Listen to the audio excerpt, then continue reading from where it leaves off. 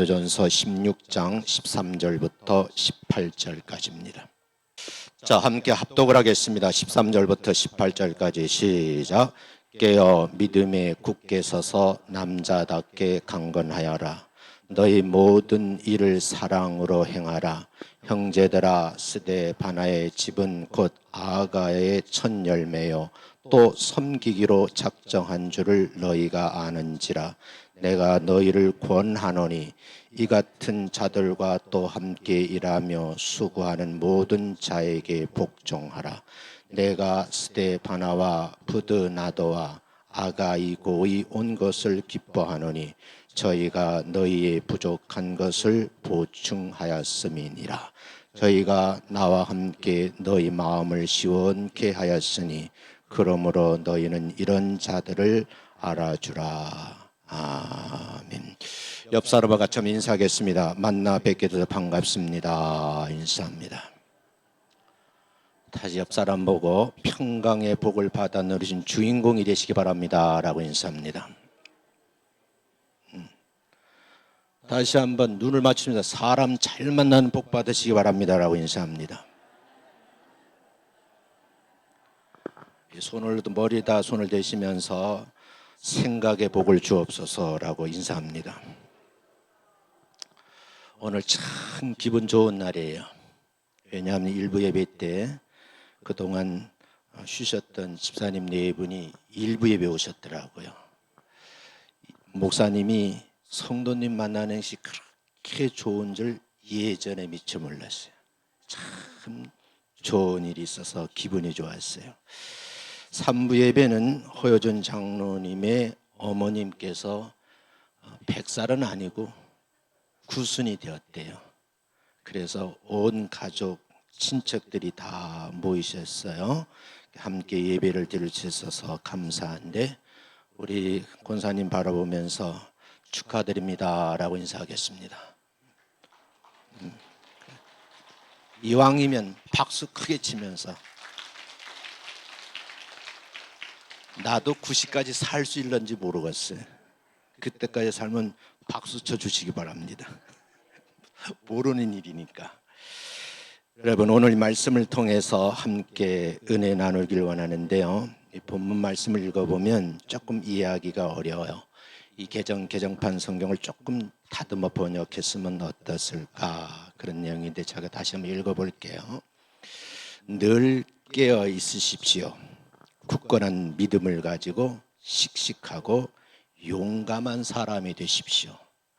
이렇게 번역했으면 어떻을까? 남자답게라고 하니까 그럼 여자는 뭐요? 그렇게 되잖아요. 14절을 보면 그러므로 모든 일을 사랑으로 행하십시오. 15절 형제 여러분, 여러분들에게 한 가지 권할 일이 있습니다. 여러분들이 아시는 바와 같이 스데바나 가족은 아카제 지방에 처음으로 그리스도를 믿고 성도들을 위해서 몸바쳐 일하신 분입니다. 그러므로 여러분들은 이런 사람들과 또 그들과 노고를 같이 하고 있는 사람들에게 순종하십시오. 17절 나는 스데바나와 부도나도 아가이고가 나에게 와준 것을 지금 기쁘게 생각합니다. 그들은 여러분들을 보고 싶었던 내 허전한 마음을 충족시켜 주신 분입니다. 그들은 나와 여러분들의 걱정을 덜어주었으므로 이런 분들을 좀 알아주셨으면 좋겠습니다. 내용이 이런 거예요. 이해가 되셨으면 아멘. 본문을 잘 이해하셔야지만 내용이 도움이 좀 될 수 있어요. 대가족을 이루었던 농경사회 때에는 자녀들이 참 많이 있었어요.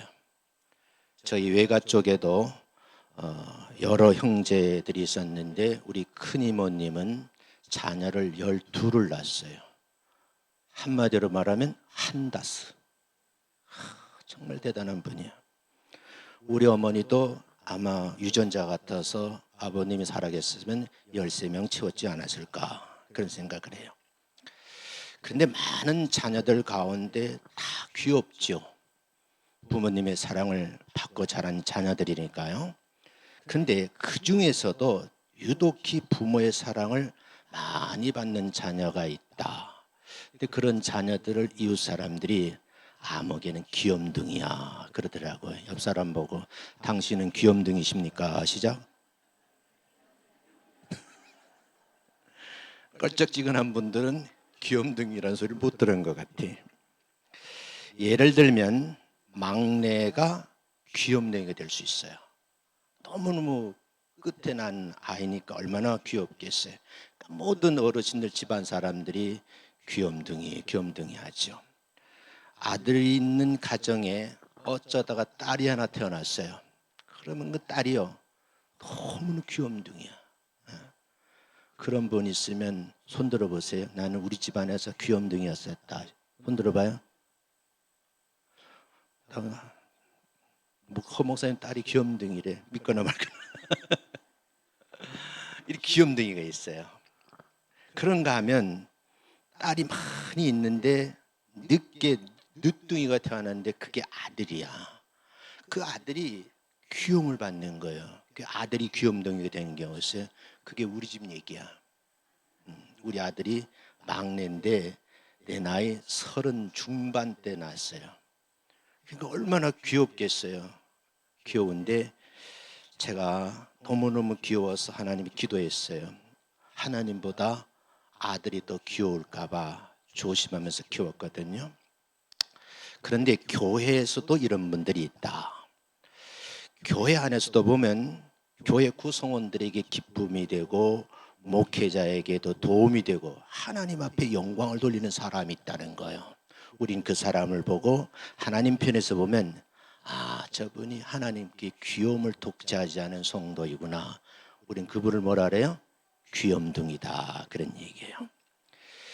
교회 안에서 목회자들과 성도들을 기쁘게 하는 것을 즐거움으로 삼는 분들이 많으면 많을수록 그 교회는 그 즐거움을 마음껏 누리면서 이런 분들이 교회 안에서 봉사를 하게 되면 교회 분위기가 참 좋고요. 기쁨을 나눠줄 뿐만 아니라 목회자에게도 감동이 주어진다는 거예요. 우리들은 오늘 성도로서 어떤 사람이 되어야 될까? 이 부분을 본문을 통해서 바울이 소개하는 사람들이 예를 들면서 교훈을 좀 받으려고 그래요. 바울이 소개하고 싶은 사람 세 사람이 있다. 성경은 그 첫 번째 사람을 스데바나라고 말하고 두 번째 사람을 부더나드, 세 번째 사람을 아가이라 이렇게 말을 해요.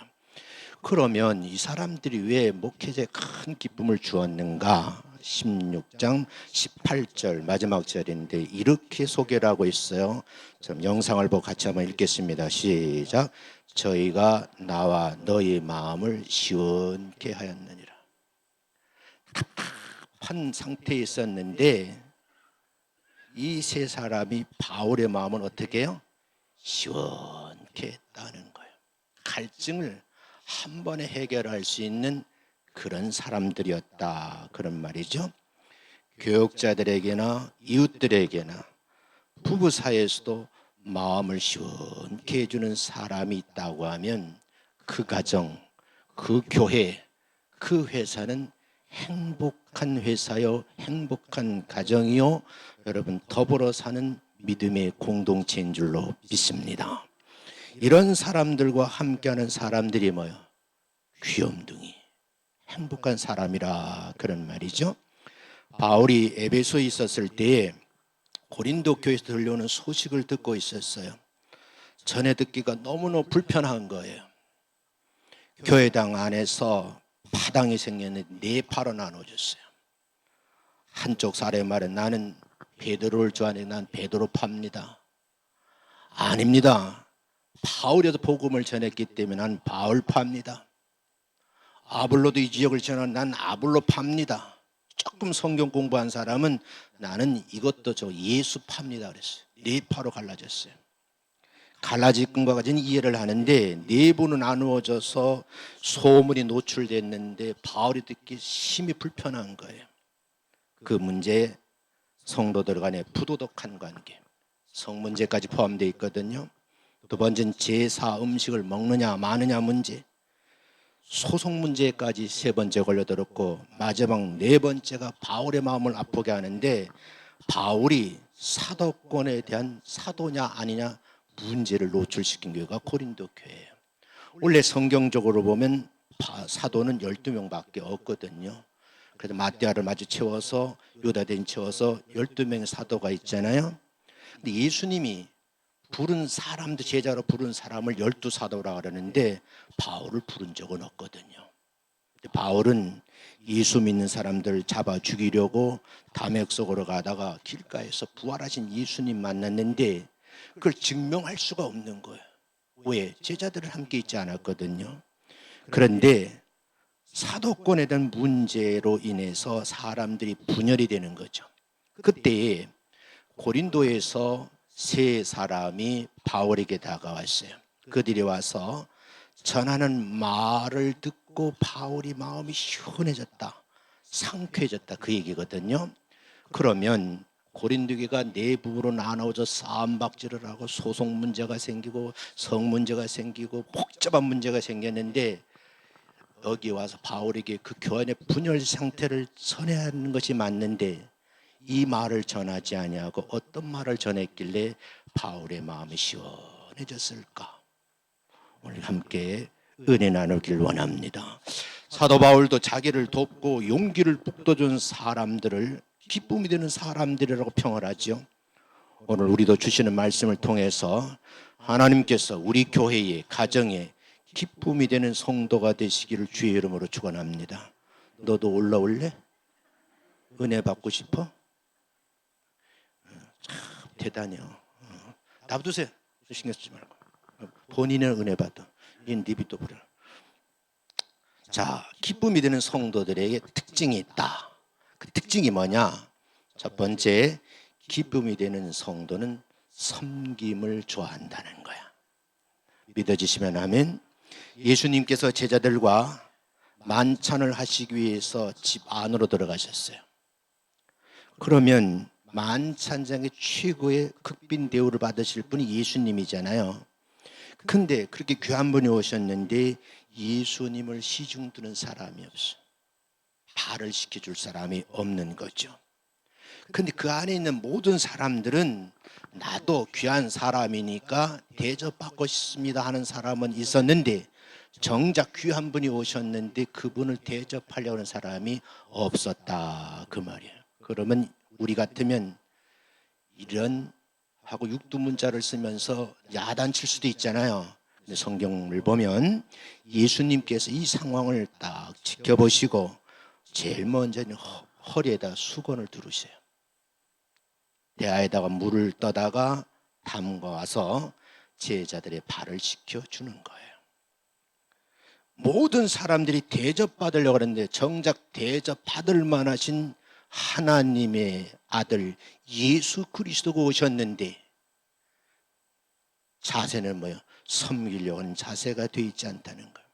야단칠 것이 아니라 이때 예수님은 이들에게 뭐예요? 섬기는 모습이 어떤 모습인지 가르치기를 원하셨다는 거죠. 주님이 발을 다 씻기신 다음에 요한복음 13장 17절에 이런 말씀을 남겨놓으셨어요. 같이 읽습니다. 시작. 너희가 이것을 알고 행하면 복이 있으리라. 그러니까 안다는 말이 그렇게 중요한 거야.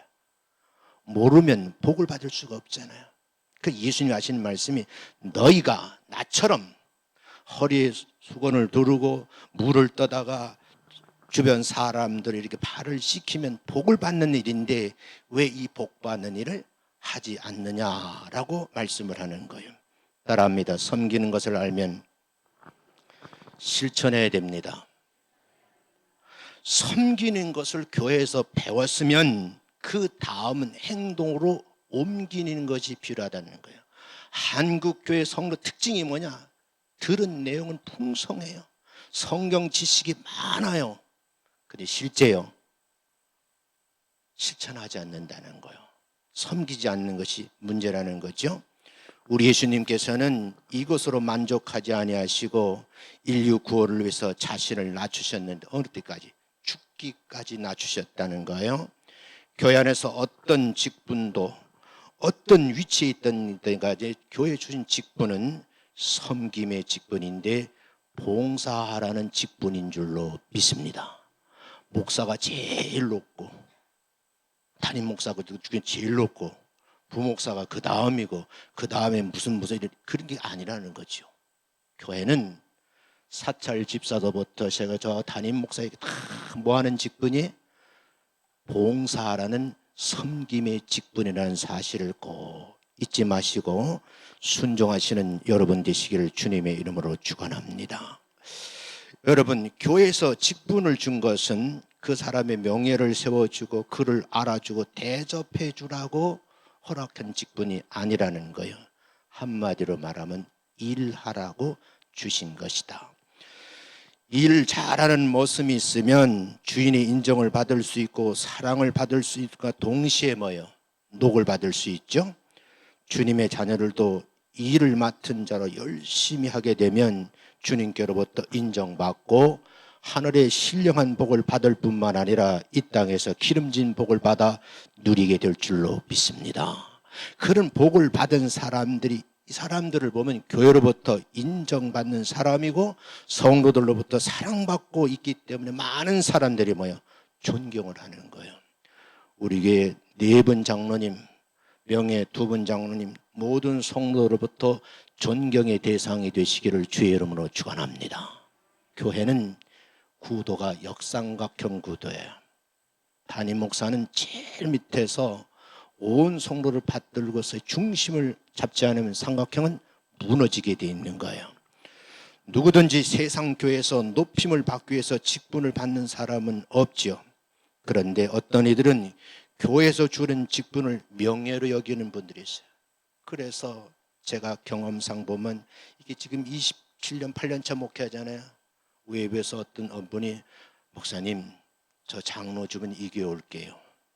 목사님 저 권사 주면 이겨 올게요. 그렇게 해서 어리석은 이 목사가 줬는데 지금까지 있는 분은 없어. 실제 지금 이 교회 안에 저하고 개척한 멤버들은 그런 요구 한 번도 한 적 없어요. 장로 되고 싶습니다. 권사 되고 싶은 한 번도 없어요. 근데 그분들은 지금까지 변함없이 충성하고 봉사하는 거예요. 직분이 명예가 아니에요. 높고 낮음을 따지는 것이 아니라 그런 말씀이에요. 여러분, 누구든지 세상과 교회의 높임을 받기 위해서는 직분 받은 사람은 한 사람도 없어요. 그런데 어떤 이들은 교회에서 주어진 직분을 명예로 여긴 사람들이 있어요. 이걸 한마디로 정리하면 성경을 따르는 사람이 아니다. 말씀에 순종하는 사람이 아니라는 거죠. 그 말은 예수님의 제자라고 부를 수가 없다 그 말이에요. 예수님의 제자요? 하나님의 자녀된 자는 주님의 몸된 교를 일해야지만 주님의 제자라는 칭호를 받을 수 있다는 거예요. 어떤 이는 주일학교 교사로, 구역장으로, 구역 인도자로, 헌금을 모으는 재정부원으로 출납을 맡고 여러 일을 하잖아요. 안내원으로 수고를 해요. 남들은 다 예배드리는 바깥에서 교통 정리하는 분들이 있어요. 주일날 일찍 와서 식사를 준비하고 제공하시는 분들, 머나먼 분들이 몸이 불편, 교회가 불편하니까 차량을 몸소 운전하며 수고하시는 분들, 주간에는 전도하고 신방을 함께 하시는 분들, 이게 다 뭐예요? 예수님의 제자들에 맡겨진 사역의 한 부분이라는 거죠. 이 같은 주님의 몸된 교회를 위해서 일하는 것은 하나님과 우리 성도들의 마음을 따뜻하게 그리고 시원하게 하는 역할인 줄로 믿고 잘 감당하시기를 주의 이름으로 축원합니다. 사람의 참된 힘이 어디서 나올까? 일반적으로 논리를 정리하기를 돈이 있어야 됩니다. 지식이 있어야 됩니다. 학력이 높아야 됩니다. 더불어 명예까지 있었으면 좋겠습니다. 사랑하는 성도 여러분, 전 일찌감치 이게 아니라고 깨달은 거예요. 교회가 어느 정도 성장하니까 뭐 장자리를 많이 줘요. 다 거절했어요. 제가 노회장을 끝으로 저는 밖으로 공식적 직함을 갖지 않습니다. 지금도 바깥 나가지 않습니다. 왜냐니까 외부에 주어진 많은 직함이 나를 어떻게 해요? 교만하게 만드는 거죠. 교계 어른들 보면요, 뭔 그렇게 직분이 많고 직명이 많은지 명함 한 장 주는데 앞뒤가 빡빡해. 저는 명함 없습니다. 교회 주보에도 제 이력 올려놓은 적 없어요. 근데 가끔은 쓰죠. 왜냐니까 저 교회 목사님이 혹시 그런 분 아니야? 이단으로 오인될까 봐. 요즘 보면요, 정상적인 신앙의 과정을 거치지 않고 목회자 되면 참 많아요. 6개월짜리 통신으로 공부하고 목사 안수 받은 분도 있어요. 여러분 구별할 수 있습니까? 그때 써먹을 뿐 개인으로 자랑해서는 안 된다 하는 거예요. 일반적으로 참된 힘의 출처가 어디냐? 이렇게 정리를 하더라고요. 바른 판단력이 있어야 된다는 거예요. 그리고 어떤 삶에 의욕이 있으시대. 일에 대한 의욕, 열정이 있으셔야 돼. 그리고 열정이 있는 것만큼 책임감도 가지고 있으셔야 돼. 이 세 가지를 감당하려고 하면 섬겨야 된다 그러거든요. 그래서 일반 학문에서는 이걸 서번트 리더십이라 그래요. 여러분, 사람이 살면 살수록 섬김이 얼마나 아름다운 덕목인지 모르는 거죠. 제가 사람 잘 만나는 큰 인복에 대해 말씀을 하잖아요. 그 가운데 제일 먼저 여러분 참고하실 말씀이 있어. 어떤 사람을 만나야 되느냐? 믿음의 사람. 이 땅에 살면서 믿음의 사람 만난 큰 복인 줄로 믿습니다. 나같이 성격 좋은 사람도 참 좋은 거야. 할렐루야. 동의하시는 거요? 애가 이렇게 나와가지고 아무 말도 안 하잖아. 강단에 올라도 아무 말도 안 해. 얼마나 귀여워. 아이고. 근데 소리만 안 지르면 돼. 또 한 가지는 뭐예요? 덕 있는 사람. 덕이 많은 사람을 만나야 돼요. 후덕한 분들 있잖아요. 그 다음에 이왕이면 복 받은 사람. 이건 기본적인 거예요. 그 다음에 의로운 자, 지혜로운 자를 만나 함께 어울려 살기를 주의 이름으로 축원합니다. 성경은 말해요. 베들레헴에 있는 예수 탄생교회가 있어요. 이 교회의 특징은 출입구 문이 작다는 거예요. 좀 덩치 큰 사람이 들어가려면 어려워요. 왜냐하면 이 문이 작게 만들어놔서 허리를 숙이지 않으면 들어갈 수가 없게 만들어 놓은 거예요.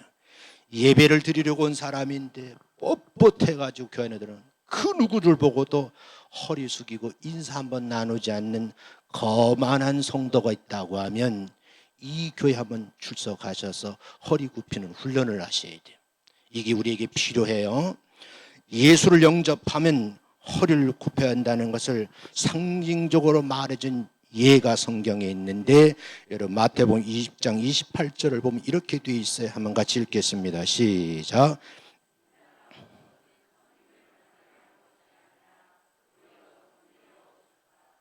예수님께서는 이 땅에 오신 것이 부귀영화를 누리고 명예를 나타내고 오신 것이 아니라 뭐하러 오셨다고요?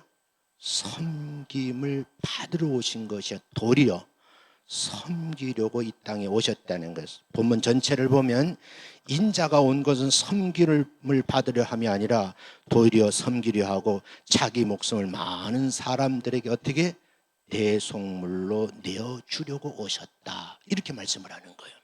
여러분, 예수님의 제자라고 하면 이 말씀을 꼭 믿고 삶의 실천가가 되시기를 주의 이름으로 축원합니다. 그런 사람들이 많을수록 그 교회 평양에게 저 교회는 예수 닮은 사람이 참 많습니다, 이런 평을 듣게 돼요. 그런 평이 세상에 알려지면 그 교회는 어떻게 돼요? 나가서 전도 안 해도 제 발로 그 교회에 찾아오게 돼 있어. 믿어지시면 아멘. 그런 역할을 잘 감당하시기를 주님의 이름으로 축원합니다. 어떤 사람들은 자기는 일하지 않고 남이 해주기를 바라는 사람이 있어요. 주님께서는 목사님에게 모든 일을 맡기지 않고 모든 성도에게 은사를 주셨어요. 어떤 사람에게는 능력의 은사를 줬어요. 어떤 사람들은 지혜의 은사를 줬어요. 어떤 사람은 성품이 참 온화한 성품을 주신 거예요. 왜 이런 성도들 각양각색의 은사와 일감을 주셨을까? 그 이유는 섬기려 함이라는 겁니다. 가진 재능을 가지고 능력을 가지고 지혜를 가지고 사람을 섬기는 일에 앞장서시기를 주의 이름으로 축원합니다. 옛날 어르신들이 배지장도 맞들면 어떻다? 아니 그것도 몰라요? 말하기가 싫어요? 보세요. 혼자 일하는 것보다 둘이 하면 낫고 둘이 하는 것보다 셋이 하면 훨씬 쉽습니다. 교회 부흥도 목사님 혼자 하면 힘들어요. 목사님을 중심으로 모든 성도들이 서로 협력하고 서로 돕는 일부터 하면 은혜 받은 사람들이 한 명 생기고 두 명 생기면요, 그분들이 교회 오면서 우리 교회 한번 가볼까? 우리 교회 성도들은 참 좋은 분들이 많이 모여있어. 그 중에서 장로님들이 참 좋으신 분들이야. 내가 본받고 싶은 분들이야. 금요일 밤에 간증하는 분들 얘기 들어보니까 이런 얘기들 많이 하시더라고요. 사랑하는 성도 여러분, 본이 되는 역할을 잘 감당하시기를 주의 이름으로 축원합니다.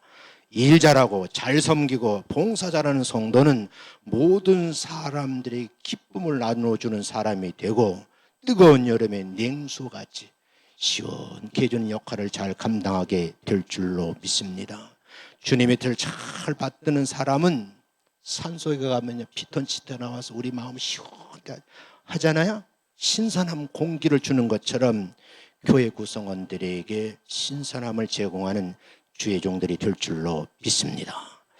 두 번째, 기쁨이 되어진 성도의 두 번째 특징이 뭐냐? 기쁨이 되는 성도는 좋은 소식을 전한다는 거예요. 좋은 소식을 전하는 성도를 제가 표현을 긍정적인 마인드를 가진 성도다, 그런 표현을 써요. 우울한 소식을 전하는 사람들이 있어요. 그 사람들은 부정적인 성도들이에요.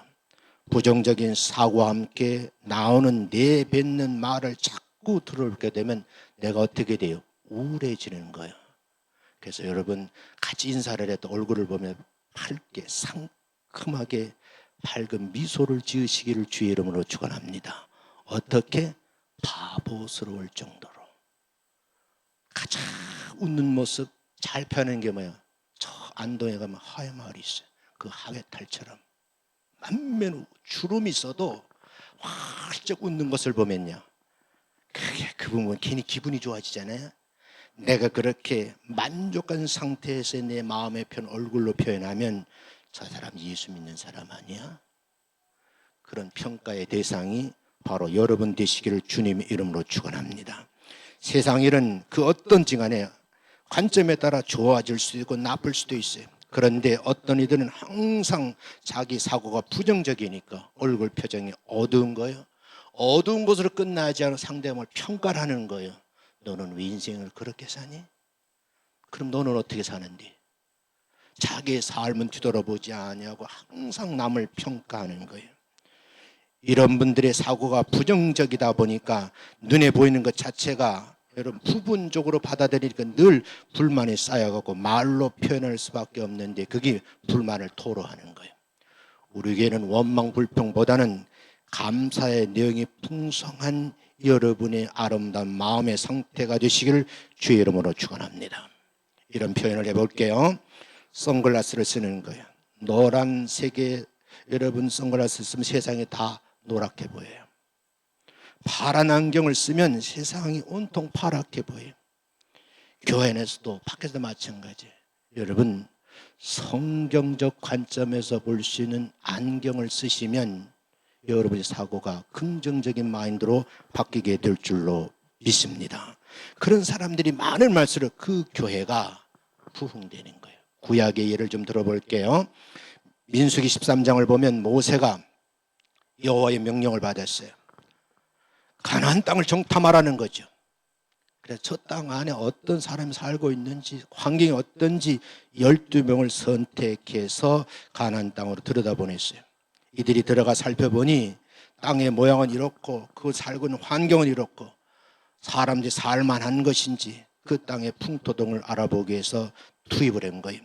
40일 동안 가나안 땅을 두루 살펴보고 돌아온 정탐꾼들의 반응이 10대 2로 갈라졌어요. 그 중에 10명이 부정적인 보고를 해요.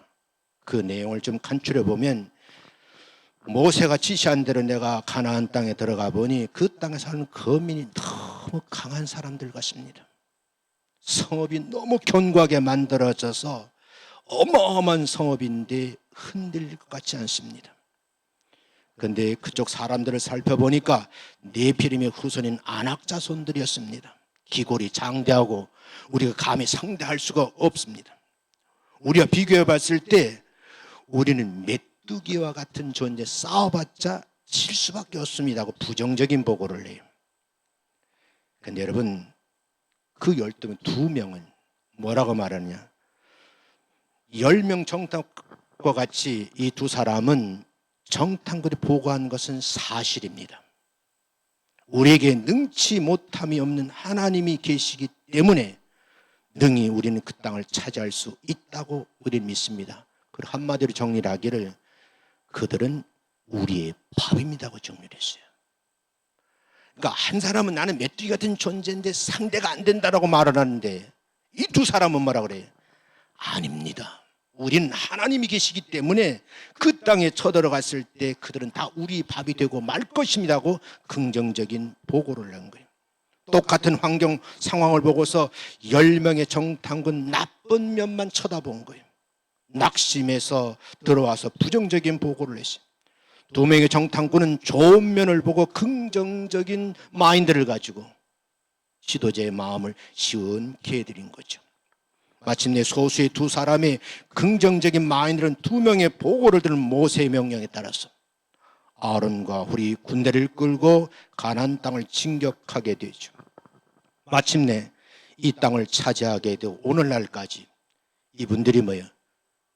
그 땅의 주인 노릇을 하고 세계를 정복하는 데 일익을 감당하고 있는 것이 바로 유대인들입니다. 여러분, 부정적인 생각보다는 긍정적인 생각으로 살아가시기를 주의 이름으로 축원합니다. 세상적인 예를 좀 들어보겠어요? 어떤 사람이 회사에서 매일 험담을 하는 거예요. 그 험담의 주인공이 사장님이에요. 사장님의 욕을 얼마나 거라게 하는지 입에 씨앗을 넣으면 싹이 틀 것 같아. 부정적인 말하는 사람들의 얘기를 들어보면 너무너무 심하니까 어떤 분이 조사를 했어요. 빈도수를 조사했는데 그분이 출근해서 퇴근할 때까지 평균 하루에 16번 정도를 사장님을 욕하더래. 참 기가 막힌 일이죠. 근데 중요한 것은 하루 종일 일을 하면서 사장님을 욕하니까 그 주변에 있던 분들의 마음이 불편하기 시작하는 거예요. 나도 모르게 그 욕을 따라하더라는 거예요. 여러분, 월창병이라고 있거든요. 월창병이 뭐냐면 현장에서 일하고 있는 근로자들은 그냥 일만 하면 돼요. 회사의 오너는 20일쯤 지나면 자기 방에 뒷짐을 딱 창밖을 내다보면서 회사의 잔고를 보는 거예요. 이번 달에 우리 종업원들의 월급을 다 줄 수 있을까 없을까, 이거 고민하는 거예요. 여러분, 그런 고민 한번 해봤어요? 고민도 해보지 아니하고 사장님을 하루 16번 욕한다? 잘 될 리가 있을까요? 저는 그렇지 않다라고 생각해요. 부정적인 말을 하는 사람과 어울리게 되면 이런 사람들을 만나게 나도 모르게 우울해지는 거예요. 심하면 이걸 우울증이라 그래요. 더 심하면 불면증이 오게 되고 나중에 공황장애 오게 되고 정신병 증세가 나타나는 거예요. 뭔가 좋지 않은 일이 일어날 것 같고 왠지 불안하게 하는 거죠. 왜요? 오염이 되었기 때문에. 거기서 소리 나는 거야. 얘가 지금 신기한 거 스피커 소리가 나니까. 여러분, 오염됐는데 방법이 무엇일까? 피하는 수밖에 없어요. 우리들의 삶에 별로 도움이 되지 않기 때문에 이런 사람들과 관계를 끊는 것이 좋습니다. 아무리 상황이 안 좋아도 능치 못함이 없는 분이 하나님이 내 편이니까 가나안 땅에 들어가면 그들은 답이다라고 말할 수 있는 긍정적인 사람이 되라는 거죠. 부정적인 상황, 안 좋은 환경을 긍정적인 생각과 긍정적인 믿음을 가지고 밀고 나간다고 하면 전화 위복의 계획에 당면한 문제를 해결해주고 형통한 삶을 살게 될 줄로 믿습니다. 데살로니가전서 5장 16절 말씀이 있잖아요. 한마디 이렇게 말해요. 항상 기뻐하라. 항상 기뻐하라고 말씀했는데 이 말씀은 온데간데 없고 부정적인 사고라고 부정적인 상황만 보는 사람들을 만나면 내 안에 계신 성령님께서 주시는 기쁨이 소멸돼 버리고 마는 거예요. 여러분, 마귀가 주는 거예요. 내 마음의 그 상태가 성령님이 일하실 수 있도록 늘 다듬으셔야 되는데 부정적인 자꾸 생각을 하니까 성령님이 사라져 버리는 거죠. 우리에게 할 일은요, 바로 좋은 면을 볼 수 있는 능력자가 되시기를 주의 이름으로 축원합니다. 좋은 면을 보면 그분들에게도 장점이 보여요. 어려운 일을 당해도 용기를 불어넣어주고 연약해질 때 위로를 해줄 수 있는 그런 역할을 잘 감당하시는 여러분 되시기를 주의 이름으로 축원합니다. 다시 한번 옆 사람 보고 사람 잘 만나는 큰 복입니다. 시작. 드디어 2단 올라왔어요. 할렐루야. 남을 섬기면서 감동을 주는 사람이 있기 때문에 세상은 살만 나는 거예요. 우리 성도들 가운데 가끔 제게 용기를 주시는 분들이 있어요. 근데요, 딱 만나면요, 목사님 사랑해요. 나는 맨 처음에 욕인 줄 알았어. 선교사가요, 우리나라 왔는데 김포공항에서 빠져나와가지고 어느 동네를 가는데 동네 아이들이 외국인 오니까 양코쟁이고, 그러니까 이분이 소개하기를 저건 한국식 인사입니다. 근데 그 손 넣으면, 이렇게 손가락 넣으면 다쳐. 할머니가 오신대. 할머니도 등단했어요. 여러분, 이분이요, 나중에 이제 다 선교를 마치고 자기 고국으로 돌아가는데 김포공항에서요, 주변에 있던 사람들이 비행기 출발 다 이제 인사를 하잖아요. 인사하는 걸 배웠잖아. 비행기에서 내려다보고 한국 사람 보고 이래더래. 배운 대로 되는 거요. 배운 대로. 왜 이해가 일을 하셔야 돼요. 여러분, 말 한마디가 얼마나 용기를 주는지 모르는데, 여러분, 그 말 한마디가 목사님이 힘이 되잖아요. 목사님 힘내세요. 그럼 제가 뭐라래? 성도님도 힘내세요. 여러분, 오가는 좋은 말들이 있으시기를 주의 이름으로 축원합니다. 디모데후서 1장 16절 말씀을 한번 보겠어요. 이렇게 기록이 되어 있어요. 한번 읽어보겠습니다. 시작. 주께서 오네시보의 집에 긍휼을 베푸시옵소서. 저가 나를 자주 유쾌하게 하고. 근데 영어 성경은 결론부터 쓰거든요. 나를 유쾌하게 해주는 분이 있습니다. 그분이 오네시보로입니다. 내가 이분을 위해서 기도하고 있습니다. 기도이 뭐예요? 이 오네시보로에게 긍휼을 베풀어 주세요. 아멘. 이게요, 오고 하는 얘기인데 너무너무 감사한 거야. 목사님 보고 사랑한다 그러지, 용기를 내십시오 그러니까 이 목사님이 교회 강단에 엎드려가죠. 하나님, 아무개 집사님이 나에게 오늘 큰 기쁨을 주었어요. 갚을 길이 없어요. 우리 집사님에게 긍휼을 베풀어 주옵소서. 이런 좋은 관계가 되시기를 주의 이름으로 축원합니다. 바울은 복음을 위해서 목숨을 바친 분인데 어두운 그늘에 앉은 사람들을 밝은 빛 가운데로 인도하는데 수많은 난관에 부딪혔어요. 성경은 구체적으로 소개하는데 복음을 전하다가 돌에 얻어맞았어요. 매도 얼마나 많은지 몰라요. 타지역으로 가는데 너무 좀 가까이 가려고 배를 탔는데 풍랑을 만났어요. 바다에 빠질 뻔한 위험한 상태를 맞이하게 됐어요. 복음을 전하러 가다 강도를 만나서 목숨이 위협당한 적도 있어요. 복음을 전했다는 이유로 감옥에 갇혀 수모를 당하는 억울함을 당하게 됐어요. 어떻게 보면 위축될 수밖에 없는 상황인데 왜 유쾌한 상태라고 말하는 것일까? 위축될 수밖에 없는 그에게 다가와 용기를 불어넣어 준다는 사실, 그런 분이 있었다는 것이 얼마나 고마운지. 앞에 전제했잖아요. 고린도 교회에 분파가 일어났어요. 여러 가지 문제가 발생했어요. 근데 우리가 분파가 돼서 사본오열됐습니다. 지금 이런 문제가 있습니다. 그걸 보고 하는 게 아니에요. 사람이 어떤 말을 전해주느냐에 따라서 그 사람이 기분이 업될 수도 있고 다운될 수도 있다는 거예요. 이걸 업앤다운이라래요. 자, 보세요.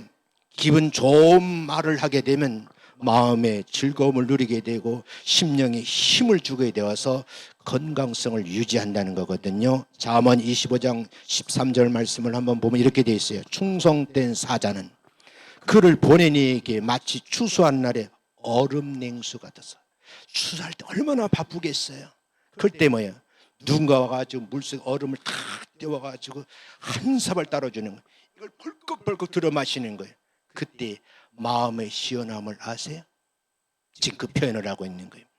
좋은 말을 전해주는 사람은 상대방의 마음을 시원케 해주는 그런 말이다, 그런 말입니다. 사랑하는 성도 여러분, 한 주간 동안 상대방의 마음을 기쁘게 하는 말들을 많이 모으세요. 그걸 실천에 옮기시기를 주의 이름으로 축원합니다. 기쁨이 되어준 성도의 세 번째 특징, 기쁨이 되어준 성도는 부족함을 채워주더라는 거예요. 사람 누구나 부족하거든요. 세상에 만족하다고 하는 사람 많지 않아요. 흔히 어르신들이 내가 이렇게 외로워 살았는지 몰라, 왜 귀신은 뭐 나를 안 잡아가는지 몰라. 그걸 듣고 있던 손자가 쥐약 갖다 주면 눈빛이 달라지면서 네가 그럴 줄 몰랐다는데, 어쩐 막 손자하고 싸우잖아요. 어르신 죽고 싶다는 말은 진짜요, 가짜요? 그래도 안 믿는 분 있어요. 여러분, 말이나 일이 부족한 사람이 있을 수 있어요. 신체적으로 부족할 수도 있어요. 남들처럼 쓰고 남으려면 물질이 부족해서 어려움을 겪는 사람도 있어요. 여러분, 세상을 살아 지혜가 부족한 사람들 있어요. 그런데 문제는 뭐냐면 부족한 것을 가지고 나무라거나 조롱하거나 비하하는 사람들이 있기 때문에 상대방이 어려움을 당한다는 거예요. 자, 이걸 진단을 해보면 이런 거예요. 남을 세워주고 남을 도와주는 정신이 부족하다. 다시 말씀드리면 기독교적인 마인드가 아직까지 몸에 배어있지 않다, 그 말이에요. 사례를 들겠어요. 몇 년 전 태풍이 생겼어요. 그 태풍이 루사라고 그러더라고요. 이 루사라는 태풍이 바로 전국을 휩쓸었어요. 그러니까 방송국에서, 나라에서 이 수재민을 돕시다 하고 모금운동을 했어요. 수재민들에게 구호품을 이제 나누어 주게 되었는데, 구호품을 나누어 주다가 사람 상처를 받아요. 그 이유를 설명하는데 구호품이나 쓰레기가 되어버린 거예요. 여러분, 이게 큰 문제예요. 내가 쓸모가 없다 하더라도 잘 세탁을 하고 잘 쓸 수 있도록 해서 보내야 되는데 자기 집에 못 쓰는 걸 다 그냥 보내버린 거예요.